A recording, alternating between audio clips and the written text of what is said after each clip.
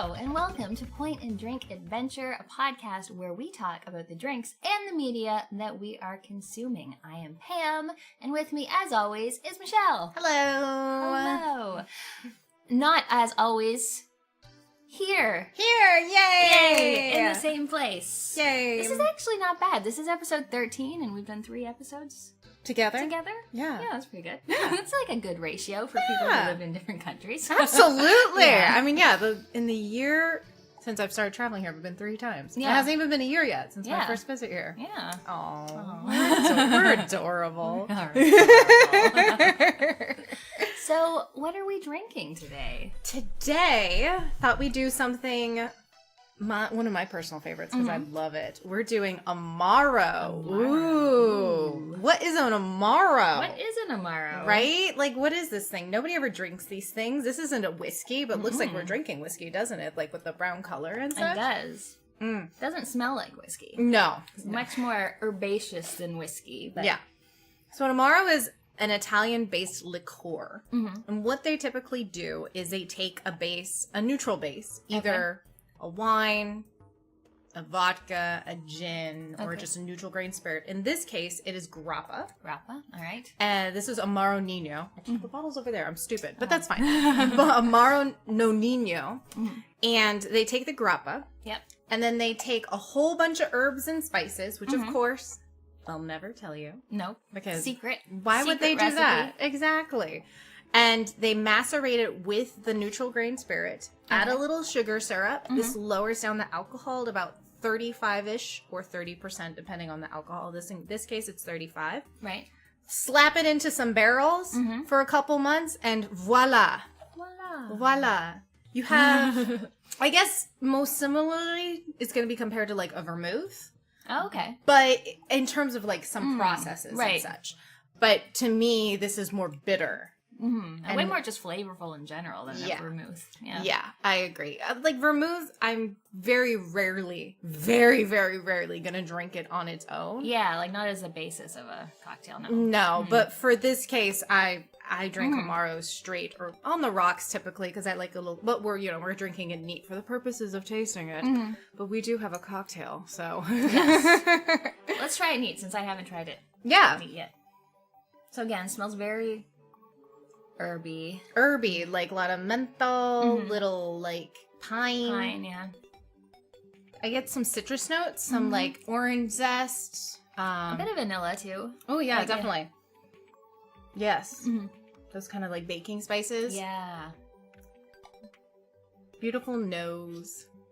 Oh, it's making my eyes water. A little bit more. So smooth though. Yeah, its texture is has a little bit more viscosity to it. I think it's because it does have like more sugar content to it. Yeah. Because of the lower of alcohol and the sugar syrup that they put within it. But yeah.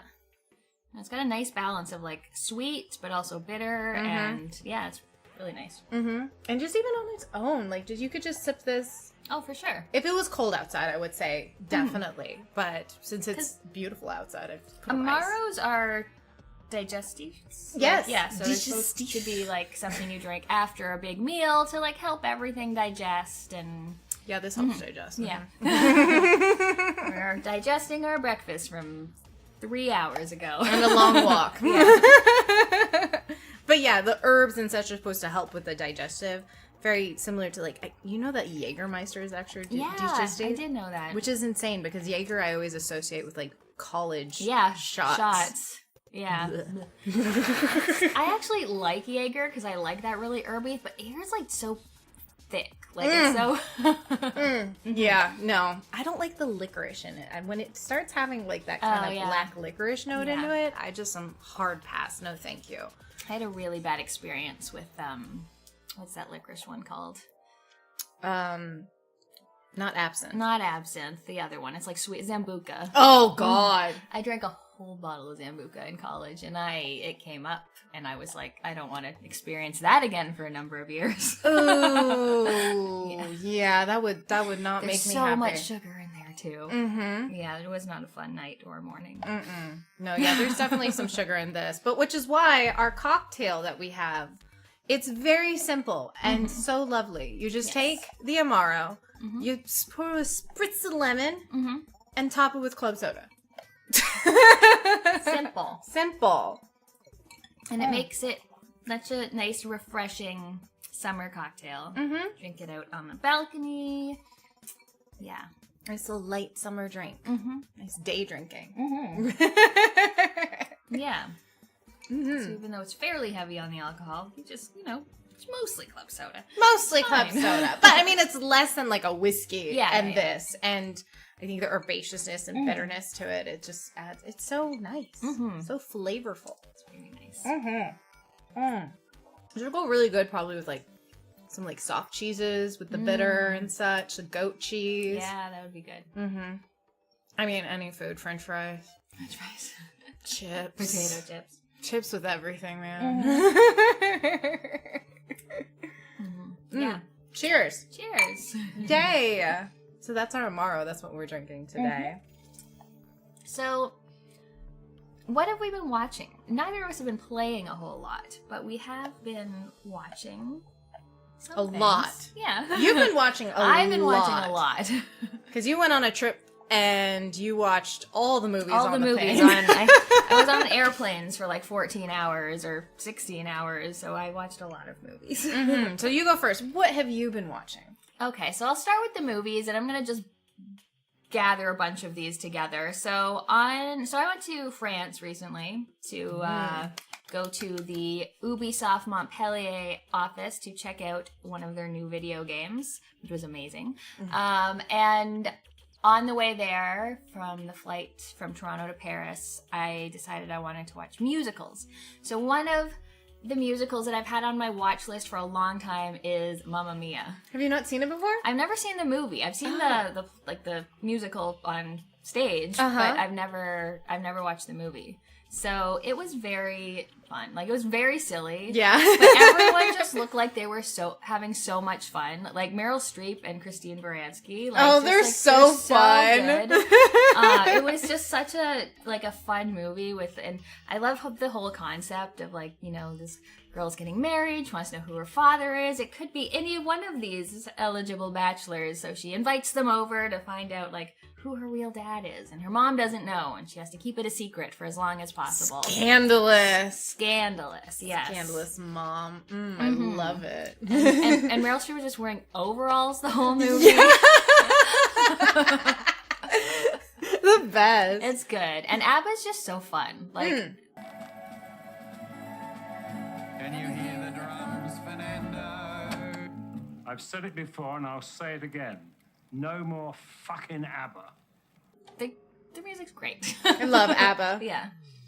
So I watched that. I really enjoyed it. And then I rewatched some other things because I was just in the mood for musicals. So I watched Pitch Perfect 1 and 2. Both of them? Both of them, yes. Is there one you like better than the other? The first one's the best one, for sure. Yeah. Have you seen all of them? I've seen the first one, I think, a couple times. The second one, it gets blurry in terms of if it was in the first one or not. Yeah. You know what I mean? Because they're yeah. the same movie.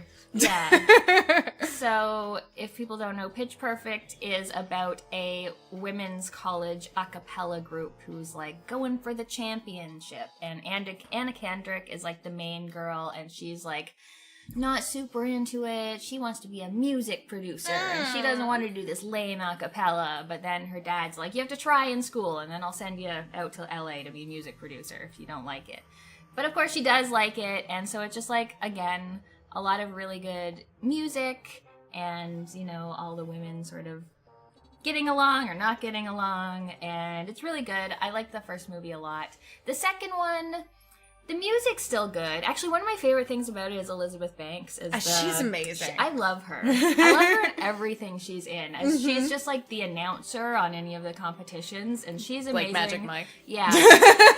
With, I forget his name, but he was in Best in Show. Yeah. And he's great, too. Yeah. And he's just always saying all these, horribly sexist things, and she's just, reacting to them.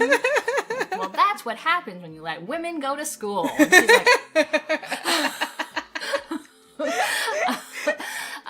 but it's fun. The second one, the story's kind of meh. It starts with this other girl, Haley Steinfeld. And she's good, but they really try to make this original song thing happen. No one wants original songs. And they just want covers. Yeah. So I didn't like how they kept trying to put that in there, but I like when they have like the little like a cappella offs and they have to like bounce back and forth between each other. The Green Bay Packers are in Pitch Perfect too as one of the groups. Like, so they're silly movies, but the first one is really good. So I just remembered one of the bits, which is like I think one of my favorite parts of the second movie is when Anna Kendrick is like totally in love with the other girl that the competition for, and she's like, "You smell so amazing." Just like so can't control herself in front of her. I know. She's like, "I'm very sexually confused right now." I'm like, yeah, well, your sweat smells like cinnamon. It's so good. I like that. I really like them, the German group, Das Sound Machine. But the one thing about the movies is that there's 3 main male roles. I cannot tell these 3 men apart. They are literally the same man. And every time I'm like, I thought she was dating him. Oh no, she's like, they're like the same person. They cast the same person in 3 roles. I'm like, so at least put him with a different hair color or something. Different haircut, different hairstyle. Like they're all just like put one in a hat. Yeah, one a mustache. Like I don't know. Yeah, that gets confusing, especially a simple movie like that. Yeah, like, come on, we all don't have to be the same cookie cutter. Cute boy college, you know. Yeah. But, yeah, it was good. So what have you watched? Drink for because my drinking incorporates the first thing I watch. So I got Apple TV again. I hate getting subscription services. I know. There's so much good stuff on Apple TV, though. I caved because I wanted to watch Ted Lasso. Yeah. And I was like, all right, I'll just get Ted Lasso. And I got Ted Lasso, and I'm walking through that. So hopefully by the next episode, I would have finished. Because I started rewatching the whole thing. Because I'm like, it's been a while. Let's just rewatch. Good idea. So I found this show called Drops of God, which is interesting because I was like, oh, it's about wine. Yeah. And typically, when it's anything media about wine, whether it be movie or a show, it's very dry. It's not that great. It's really not about wine. They add a lot of like stupid drama to it, and you don't actually see the actual world of wine. Okay. And so this is an Apple TV original, and they do it in 3 different languages: English, French, and Japanese. Oh, okay. Because it's based off of a manga. Right. Oh. Yeah. Okay. Yeah, which I was very surprised at. Looking this up, I was like, really? A manga? Okay. Right. And it's about this woman. Her name is something Leger. Catherine? Sure. Catherine, I'm not sure. Leger. And her father just passed away. And her father was the head of the Leger Wine Guide. Oh, okay. Which is very equivalent to the Wine Advocate, if you've ever heard that before. And I see very much similarities between that and Robert Parker, who's a wine writer who's very famous. And so he just dies and leaves his entire wine empire to his daughter, they think. They think. What has to happen, though, is in order for get his inheritance, which is like stupid amounts of money, a beautiful house in Tokyo, all this jazz, she has to compete against some random student that was under him for the past couple years in a wine competition. Blind tasting, academics. You have to go on this fun little scavenger hunt and such to see who is going to win the inheritance. That's the basis of the story. Okay. The overall general theme. And it honestly did the best job of actually describing wine, how to taste wine, what it really means when you're tasting wine, and all the bullshit that goes with it and such. Like the woman is like, I really don't want to do the wine guide because people are afraid of me and people suck up to me for it because the wine guide can honestly be bullshit. Yeah. And that's not what it's about. It's about telling the story of these winemakers and such. So it's a very realistic view into the wine world, which I really appreciated. There's drama to be drama. It's okay. Drama-wise and acting-wise, it's fine. But so many wine stuff out there just sucks so much balls. I was very much surprised by the authenticity of this and cool. the, like, not to make it so pretentious. Because wine is pretentious. Oh, of course. 1,000%. Yeah. And it's very much like a gated thing. Like, just like there's gated things with video games and such. Like, even more so with wine with a bunch of old fucking men. So I was very surprised with this, and I enjoyed it. Oh. I blew through it in a couple days. All It was right. only 8 episodes. And yeah, I would recommend Drops of God if you want to learn about wine and how to taste and just some general kind of basic things. Nothing crazy, but the knowledge in it sometimes was like, oh, really? Oh, I like that. that sounds good. I should probably check that one out. Yeah. Yeah. Watch it with subtitles, though. Oh, okay. Because they switch between the languages a lot. Oh. Like between Japanese and French mostly. When they're speaking English, their acting goes through the floor. But it's okay when they're speaking their original language, because, you know, that's fine. But Yeah. I liked it. You That's should check good. it out. Yeah, I'll check it out. For sure.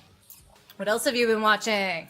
So then the other group of movies I watched on the plane, I didn't want to watch anything that would be better on a screen that was like more than 8 inches Of course. big. And then I just felt like on a plane I just wanted to watch like dumb fluff. Yeah. So I watched a whole bunch of rom-coms.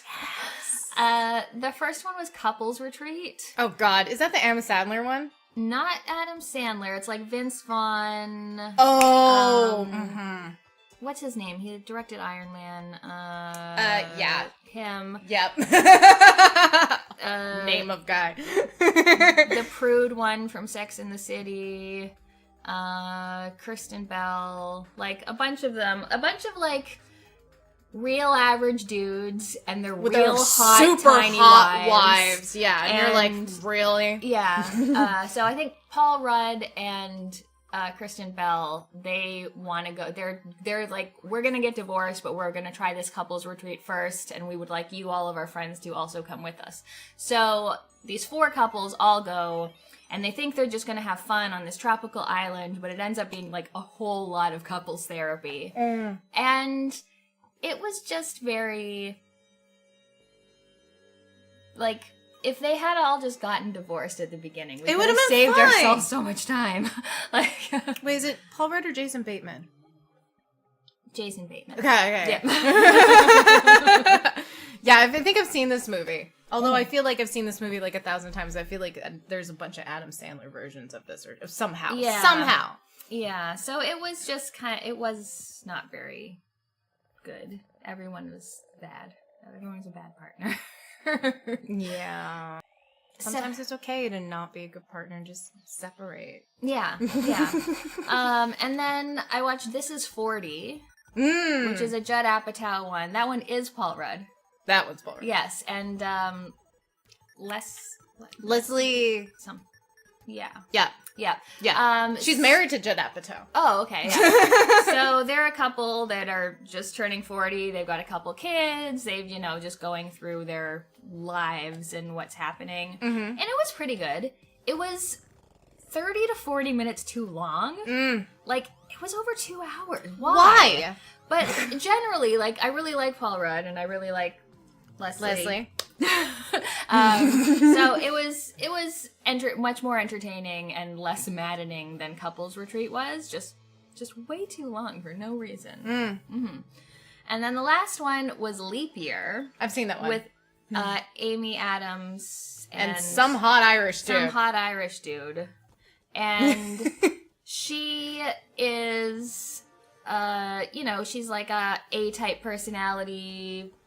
She stages houses. She's not a real estate agent. She stages houses. And, like, she thinks that her long-term boyfriend is going to propose to her, but he doesn't. And so she decides that there's this thing in Ireland where women are allowed to propose to the men on a leap year. So she goes... propose to him.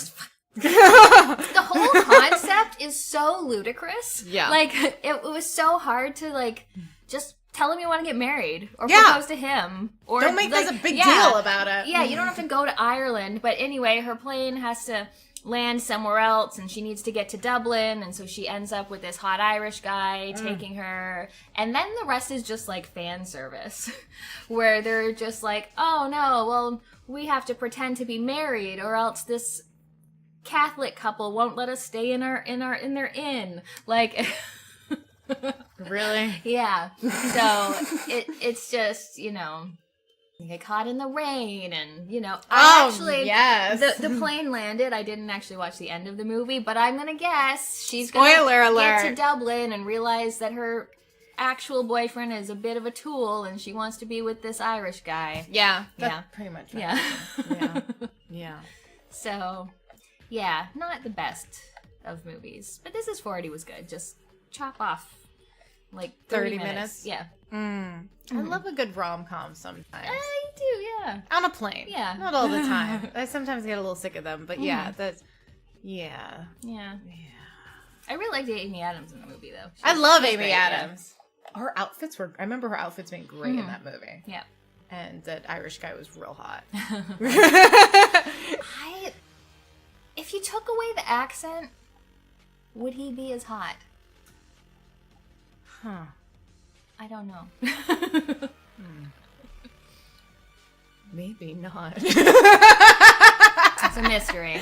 We'll have to watch him with him in something else. Oh, actually, no, he was in Stoker. I think. Really? I think that was him. I have to And he get was a hot in screenshot that, of but him. he was also like real sinister in that, which Which is is hotter. Yeah. Like a sinister hot boy. Yeah. His name is something. It's also the name of a musician. I'm pretty sure.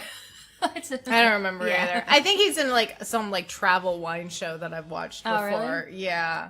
He also might have been in like Downton Abbey towards the end. Like he married one of the sisters. Oh. I think that's the same guy. I think he's actually English. Oh. I don't know. Okay. This can be controversial. What else have you watched?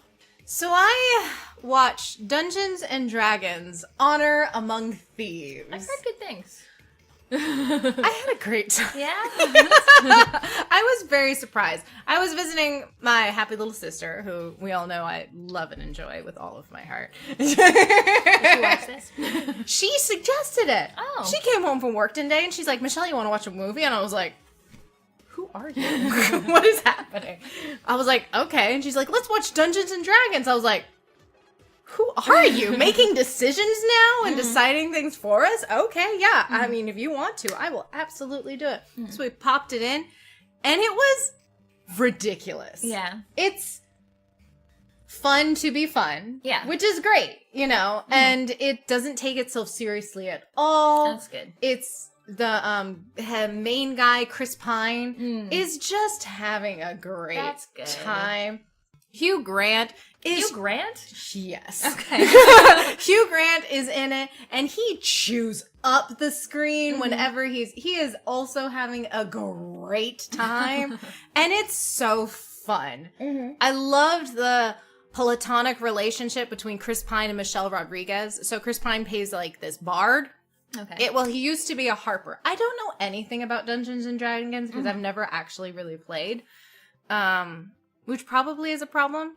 And I had to ask my sister a couple times. I'm like, wait, Betsy, what is that? Yeah. Like, what are they referencing? She's like, oh, this and whatever. I'm like, cool. So he used to be a harper, and then now he's like kind of technically a bard, but the real, planner of the group. Right. And then his platonic BFF is Michelle Rodriguez, who plays a barbarian. Yeah. And they're just so fun together. Like they're such a brother-sister relationship, and it's so fun. And the other little small characters that come incorporated into their little guild or group or whatever it's just fun. Nice. It's probably, again, too long. Yeah. Most movies are.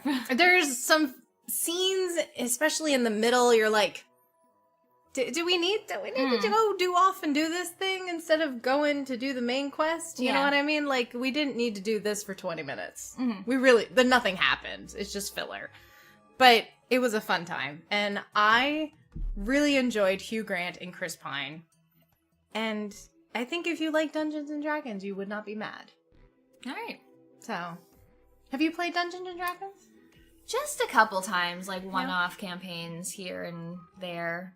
But like, I know enough about it just because I've played enough like computer role-playing games that are based on D&D. So yeah, but I haven't played too much sort of tabletop role-playing. Just every once in a while. Yeah, it was fun. Yeah. For a video game movie as well. Yeah. Fun. And that's, you know what? That's all you need in a video game movie. Yeah. We don't need to be serious. No. I had more fun in it than Mario. Yeah. For sure. Mm-hmm. It didn't feel like it tried to hit me with nostalgia every 5 seconds. Yeah. So, yeah. Good times. I'll watch that at some point. Yeah. So, I've watched a couple series as well. The first one is Dead Ringers, which is a Cronenberg film from, I don't know, 80s or something. But they redid it as like a little mini-series. Oh, is this Rachel Weisz? Yeah. Oh, yes. I saw trailers for that. That looked crazy. Yes. So she plays twins. Uh-huh. And one is sort of like the like restrained twin, and one is like the crazy twin. And sometimes they like switch places to like do things. But they're both into like women's health and women's reproductive care. So one is really into wanting to make like the whole birthing experience more comfortable for women, and one is really into ethically questionable science to do things like make menopause delay forever, or raise babies in test tubes and grow them until they're weeks and weeks old. Like, so she wants to do that stuff. Yeah, the other sister is just wanting to like provide better health care, and so this rich billionaire woman sort of like funds them so that they can make their own health clinic. But it's just all about both that and like the ethics of it, but also just the relationship between the two of them and like how codependent they are. The more reserved sister gets a girlfriend who the other sister like helps her. But then she figures she'll just, like, sleep with her, and then, like, that'll be it. And then when they actually get attached, she's like, no, you can only be attached to me. Like, there's... So, yeah. So it was really good. Like, the soundtrack was great. The, like, cinematography and the visuals were great. Rachel Weisz is amazing. I love her. I love her. She's great. Isn't she married to Bond? I think she's married to Bond guy. Daniel Craig. Yeah. Really? Yeah. Oh, okay. I'm pretty sure. I think they even mentioned that in Ted Lasso. Oh. They do a puppet show, their holiday puppet show. Oh, okay. Anyhow, but yeah, I love her. And I saw trailers for this, and I'd like looked up the original movie just to see it, like Jeremy Irons. Yeah, was Jeremy the Irons. original movie, and I was like, this sounds insane. Yeah. And that sounds fun. Yeah. Cool. It's really good. It's a lot of, like, especially in the first episode, I find, like, a lot of, like, babies coming out of vaginas.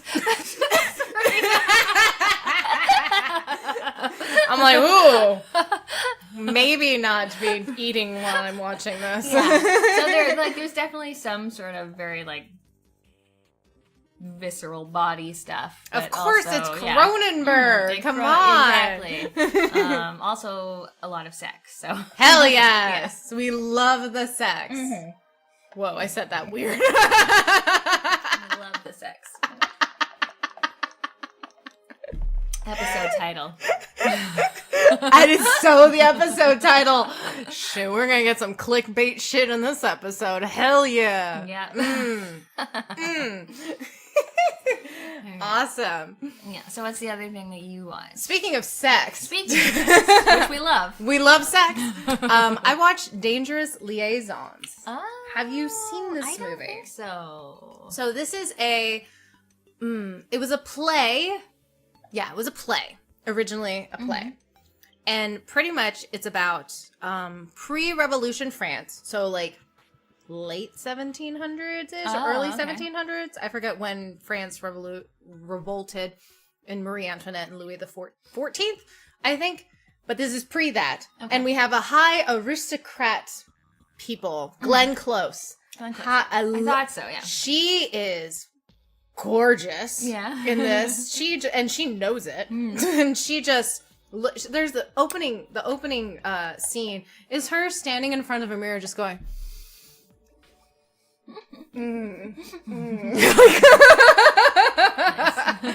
And so pretty much it's her. They're bored out of their fucking minds. Yeah. So what they do is they like to manipulate. So Glenn Close and John Malkovich, they're both like players who just like to fuck anything that moves. But they like to manipulate and play. And they have this sort of game, like their reputation to be held. They like to conquer things that are unattainable, like girls who just came out of the convent and that are married or engaged to be married to somebody else. And so what Glenn Close was just recently dumped by a man. Oh. And you don't Bastard. dump Glenn Close. And she's like, He's got to pay for that. exactly. So she comes up with the plan. So she gets John Malkovich, her like best friend of manipulation. Yeah. And is like, I want you to seduce his new fiance. Yeah. Who's this innocent little girl who just left the convent. Why did I say covenant? Was everyone in the convent? I don't know. She was in the convent. She's like, and it's Uma Thurman, who's also ridiculously hot. And he's like supposed to go seduce her to go fuck with the man that she's engaged to. So, but he's like, well, I kind of have this other plan on the side that I want to do, and I want to get this married woman who is Michelle Pfeiffer, who is very conservative. Okay. Very much believes in God. Yeah. And is like just all the time. And that's what he wants because that's the challenge. Right.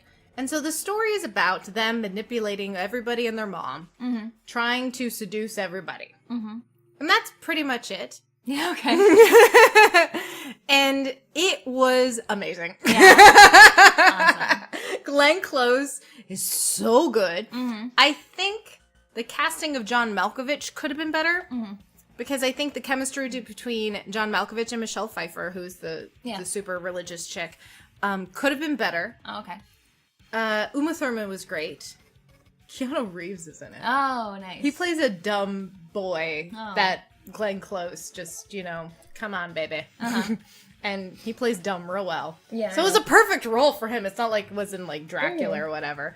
Although he's still just out of his element. But yeah, it was Glenn Close. Every scene she's in, that woman can fucking act. Yeah, yeah. I love her. And the costumes are beautiful. And the makeup was beautiful. Like, Glenn, I just keep talking about Glenn Close, but she's just looked fucking gorgeous. And it was so simple, too. Like, very nude makeup. Yeah. But looked amazing. So, highly recommend. Okay. John Malkovich probably not the best choice, but apparently Alan Rickman played it in the theater originally. Oh. And that would have been interesting. Yeah. But yeah, I thoroughly enjoyed. Good. Go watch some 17th century sex. Yeah. So, what else did you watch? Last thing, I feel like now I'm going through this, I'm like, oh god, I've watched so much more. But another series, which is a recent HBO series called Love and Death. And this is with Elizabeth Olsen, who's so good, and Jesse Plemons. Oh, I've heard about this one. Yes. And so it's based on a true story. It's in Texas, I think. And Elizabeth Olsen and Jesse Plemons, they're both married to other people. They know each other through church, where they do like choir and like volleyball tournaments and everything. And one day, Elizabeth Olsen, who's just like, her character is so strange and just so refreshingly like straightforward. And so one day he like drives her home from volleyball or church or whatever, and she's like, I just need to tell you, I have a bit of a crush on you, and I think we should have an affair. Wow. Yeah. Ballsy. Yeah. I was just like, oh, go, you get it, girl. Like, and he's like, oh, like, I don't know. I don't want to hurt my wife. Like, this could do, bad things. And so, but then eventually they, like, enter negotiations. Like, before they start doing anything, they're, like, writing down rules. They're like, okay, well, we have to do this. Like, okay, we can't have feelings get involved. Like, we can't do this. Good luck with that. We can only do this. We can only meet here. It'll be this many times a week. And so they start having an affair. And eventually things sort of come to a conclusion. And then one of the 4 of these 2 couples is horribly murdered with an axe. And so it's not, I mean, it is a true story, so it's not hard to find out who it is. Yeah. But so that happens, and then sort of the second half of the series is the trial to see, like, who, I mean, you know who did it. Mm-hmm. But it's just like if they're found guilty or not. Mm-hmm. So it's Elizabeth Olsen is so fucking good. Like, she's amazing. Mm-hmm. Yeah. Yeah, I saw previews of this. I haven't watched it. I saw previews, and then I saw that it was based off a true story. So of course, I immediately Googled the fuck out of it, and fascinating. Yes. Yes. Really. Crazy. Look this up or watch it. Yeah. Because we don't want to spoil it. Yeah. But Yeah, watch it. It's only like, I don't know, 8 episodes long. Like, it's a fairly short little miniseries, which I really like. I love that. If I could just give me one good season of something. Yes. That's all you need. I'm and have it thrilled. end and make me feel closure. Yes. Whether it's good closure, bad closure. Yeah. I don't care. Just give me closure. Yeah. That's good. Yeah. Not these serial things that, keep going on for seasons upon seasons. And Exactly. most of it's just filler anyways. But yeah. Speaking of filler, not filler, but shall we talk about what we have been watching since I got here? Yes. And I don't know why we decided to watch this. I think you were just like, we're watching Oh, okay. Battlestar Galactica. And I was like, okay. I might have mentioned Trek or something, and you were like, no, we're watching Battlestar Galactica. Maybe. I keep saying it wrong. Battlestar Galactica. Uh-huh. So, yes, we have started watching that. Yes. We're about... Almost we're going to finish by the time. Almost done season 1. We're going to finish season 1. So we watched the 2-part miniseries, and then we're on, like, episode 10 or something. Yeah. Season 1. Yeah, so we're going to finish, and it's, by the time I leave. It's such I forgot how good of a show it was. Like, I watched it while it was on TV, and then I've seen, parts of the season since then, but it's so good. It's way too good for early 2000s sci-fi channel. Yes. Everything looks good. There's a couple scenes where, like, some of the Cylons, which are the robotic people, like, and it's just the individual Cylons. The space battles, fantastic. Oh, the space battles are amazing. So good. But when you get to the individual view of, like, the people running away from the robots, there's a couple scenes where I'm like, that looks okay. But so much better than what you can find in, like, major movie productions from that era. Yeah. It's amazing. The acting's amazing. The writing's amazing. Yes. Oh, everybody is so hot. And horny. And horny. Yeah. We love the sex. Yeah. If anyone doesn't know Battlestar Galactica, how would you not? But it's about humanity created Cylons. It's kind of like a Blade Runner-y thing. Yeah. Where they created these Cylons who were robots, but now Cylons can look like people and are indistinguishable from people, and they launch an attack on humanity and basically almost wipe them out. And so it's about this one Battlestar and the sort of little civilian convoy and like 50,000 people remaining in humanity trying to survive against these Cylons who are still trying to kill them and still infiltrating them. Yep. Just pretty much they're running for their lives at this point. Yeah. So, yeah, it's I love the cast. Like, I love Edward James Olmos as Adama. I love number 6, the Cylon. She's so fucking hot. She's so hot. It just blows the mind how somebody is born that beautiful. Yeah. Just got everything is perfect. Everything's perfect. The red dress, like everything. Gaius Baltar is just like the perfect comic relief. He's so dumb. He's that perfect balance of like goofy and like the fuck. Yeah. Like love him. Yeah. Love him. Yeah. It's really good so far. I mean, I've seen it before, but I've just like been watching and be like, oh god, it's so good. So stressful. Every episode is like, ugh. I'm so stressed out because I can feel like, because I've never seen it before, so I have no idea what's going on and who is a Cylon or who's gonna die. Like all the crazy like reveals and such. I'm like, wait, no, that can't be. Like, I feel like it's very much like early Game of Thrones where like anybody can die at any point. So I'm just nervous out of my mother trucking mind. Yeah. So here we go. Except for I can feel like a couple of them because I've heard of Battlestar Galactica, so I know at least one character's not gonna die because I see them everywhere. Yeah. But still, like, so many of the secondary characters, they're just like, boop, bye. Like, bye. Bye. And not even, like, secondary, like, still main cast. Still Except for one. Yeah. One I know will not. Which I won't say. Okay. But I know. But yeah, that's good. We'll probably watch some more after we record this. I mean, obviously, that's all, like, we do when we come here. We just hang out. We binge watch. You guys are like, oh, what do you do when you hang out? We drink and binge watch. And eat food. We eat lots of good food. Eat good food. Maybe hit a video game store. We didn't this time, but that's fine. Maybe go rock climbing once.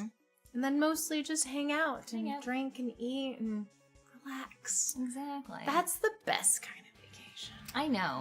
I'm all for just relaxing. Relax on the couch. Pet Lily, who's snoring right now because she had a long walk. We went for a long walk. She was very tired. But that's all the things we watched, right? That is all the things that we watched. And now we get to talk about the 2 video games. The 2 video games we played. Tell me about your game, because I love the art in this one. Yes, so the game that I played is Haiku the Robot, which, actually, Captain Drachma, he messaged me about it. He's like, have you played this? It seems like a you game. And then he talked about it on Indie Quest. And it's been on my radar this whole time, but I was like, why have I not played it? And then I realized it's because it's only on PC and Switch, which are places where I don't tend to play Metroidvanias. But since I was on a plane for 16 hours, I started Haiku the Robot, bought it on Switch, played it a little bit on the plane, and then once I got home, I just kind of like fell into it and just like kept playing until I finished. But you play this little robot on a planet. The graphics are kind of rudimentary looking, like almost Game Boy-ish. Like the color palette is very sort of one note. The graphics are simple, but, you know, you just go around, and it's very much like Hollow Knight, especially as it goes on. Like, all of the abilities are kind of like Hollow Knight. You'll find things and you just, like, hit them a bunch to, like, make the Geo pop out of them, except it's not Geo in this game. And it's, you know, a much smaller game. I think it was probably maybe 10 hours or so. But it was just really good, like, really fun boss fights, a good map, fun to explore, lots of upgrades and things to find. I really liked it. Like, once it sort of got its hooks in me, I was just like, I want to keep playing this until I'm done. I liked it because the artwork looked really cute. I'm a sucker for that, like, pixel art kind of vibe, you know what I mean? Like, he looks like a little turnip. He looks so cute. The controls were good, though? Oh, yeah, the controls were really good. Good. I mean, I don't like the Switch controller. Even the Pro controller, I'm like, give me my Xbox controller. But, you know, it's all right. Yeah, I feel that. It's real hard. I hate it going from Xbox to any other system. Yeah. Where I have to, the accept button is different. I do that every time. Every time. Yeah. Switch buttons are backwards. Yep, and PlayStation is backwards, so they just started playing my PlayStation 5 more often. And yeah, so it's yeah. I agree. The whole handheld experience, like when I was flying over here, I played Final Fantasy IV Pixel Remastered, just like, you know, a dungeon. Yeah. Because, you know, the flight's like an hour. And I'm just like, this, like, the Joy-Con to run around, and, like, it sucks, and I'm like, I hate the Joy-Cons. Like, those stupid little buttons and those stupid little sticks. Like, no, I don't like those. They're awful. And I'm like, oh, I'll just go to the D-pad, and I keep, like, I don't know why the positioning of it just feels weird. Like, I just don't like it. I can never imagine playing something like a Metroidvania on it, because I'm just like, I would just fail all the time. I felt like I struggled a lot more with the game when I was playing it in handheld on the plane than I did when I actually brought it home and had the Pro Controller. But it's a very fun game. Like, the levels are good, the different abilities that you get are all a lot of fun. So yay, good. Will we see a review of it? Probably not, since I didn't record anything. Oh, that's true. Yeah. You were on a plane. That makes sense. And what have you been playing? So I started streaming. And just for Twitch channel. Yeah, on my Twitch channel. Again, PD_puff, whatever. Just for funsies, because I was like, you know what? Maybe because you guys are always like, oh, I get real scared real easy. Yeah. I scream a lot and freak out. And so apparently that's fun to watch. I don't know. Especially when I'm by myself. So I was like, all right, let's just start streaming some fun games. So I started Resident Evil 2 Remake. Nice. You've been on a Resident Evil kick. I have been. And I love it. It's a good series. It's a good, fun series. Leon's super hot, although in Resident Evil 2, he's a baby. He's a sweet little baby who's so stupid. Oh, he's stupid so stupid. God. Oh, my morals. I work for the, what is it? Not the LAPD, but the Raccoon City Police Department. Like, they're kind of gone now, my dude. So no, not technically. But anywho, played through Resident Evil 2 Remake. Because Lord help us play through originals. And so I played through the Leon campaign, because I know you can play through, there's 2 campaigns you can play through this game. You can play as Leon and or Claire. Okay. And depending who you start with, then if you play it the second time through, then you can get the real true ending. Oh, okay. Which I'm not doing. No. Like, I get that in a games, because it was pretty short. It was like 8 or 10 hours. I forget how long my actual play, it might have been 8 hours to play through the one campaign, which isn't that long. No. But what they want you to do is, once you complete that, then you go play Claire. And then you can see all the other aspects, because you run into her every couple times as you're running through it. And I'm like, nah, I'm good. Once I play a game and I beat it, I need to walk away from it from a little bit. You know what I mean? Yeah. Do something different. Like, I can't just go in and replay it something, unless I absolutely love it. Like I kind of did with Resident Evil 4. I played the original and immediately afterwards played the remake. Yeah. That's a rare occurrence. So I enjoyed Resident Evil 2. Again, not as good as Resident Evil 4. There's a lot more stress with bullet management. Right. Which I do not do good with. Is 2 the one with Mr. X? No, that's 3. Oh, that's 3, okay. I think. Or is that Nemesis? Okay, so there is a big, stupid dude that chases you throughout 2. Oh, okay. And I freaked the fuck out. Yeah. And I actually think it's 3. It's Okay, you might be right. 3 is Nemesis, who chases you the entire fucking time. Okay. And 2, he just pops up every once in a while, randomly, just to get your blood, just to remind you that he's here and an asshole. Yeah. And so, yeah, I would do real bad with that and run around in circles and, you know, scream. And the lickers, I would scream and such. So, thoroughly enjoyed it, though. It was really fun playing it on stream, just to, because some of the puzzles are I'm dumb. Oh. There's this chess puzzle. I'm just like, oh my god, what is it? What am I supposed to do? But yeah, I'll probably continue playing. I really just recently, excuse me, got into Bloodborne. Oh yeah. Hardcore. So I'll probably play some Bloodborne and die a lot. And people probably won't want to see that, because they're just like, Michelle, you really suck. I'm like, yeah, I do. I want to it's so fun. I'm so, like, it's the quickness of it.